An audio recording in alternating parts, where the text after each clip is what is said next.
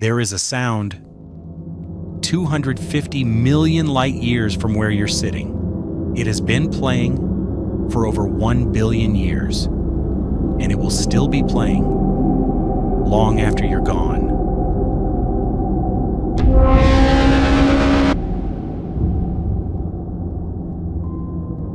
This is the sound of a black hole.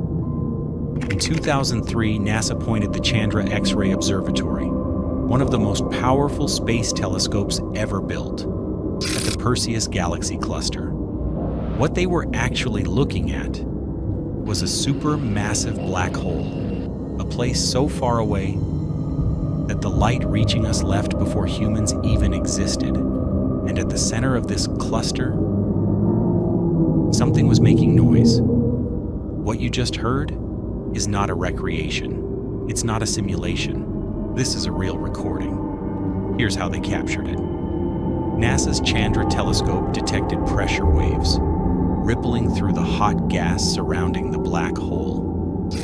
These aren't sound waves like we know them. They're ripples in superheated gas. At temperatures of tens of millions of degrees, the waves were so low, they registered 57 octaves below middle C. To put that in perspective, the lowest note a human can hear is about 20 hertz. This sound is 10 million times lower than that. Scientists had to speed it up over 1 million times just so our ears could detect it. What you're hearing is 1 billion years of sound compressed into seconds.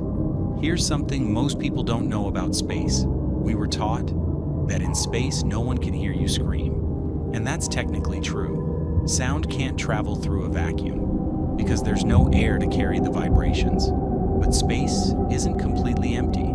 Between galaxies, there's extremely thin gas, hot plasma, leftover radiation from the Big Bang. And in that thin medium, pressure waves can travel. Not sound as we know it, but oscillations, vibrations in the fabric of space itself. This black hole has been creating these waves for over 1 billion years, and until 2003, no one had ever detected them. Now here's the scale of what you're hearing. The black hole making this sound weighs 5.5 billion times more than our sun. To understand what that means, if you replaced our sun with this black hole, its event horizon, the boundary where nothing can escape, would extend past the orbit of Mars, Mercury, Venus, Earth, all gone.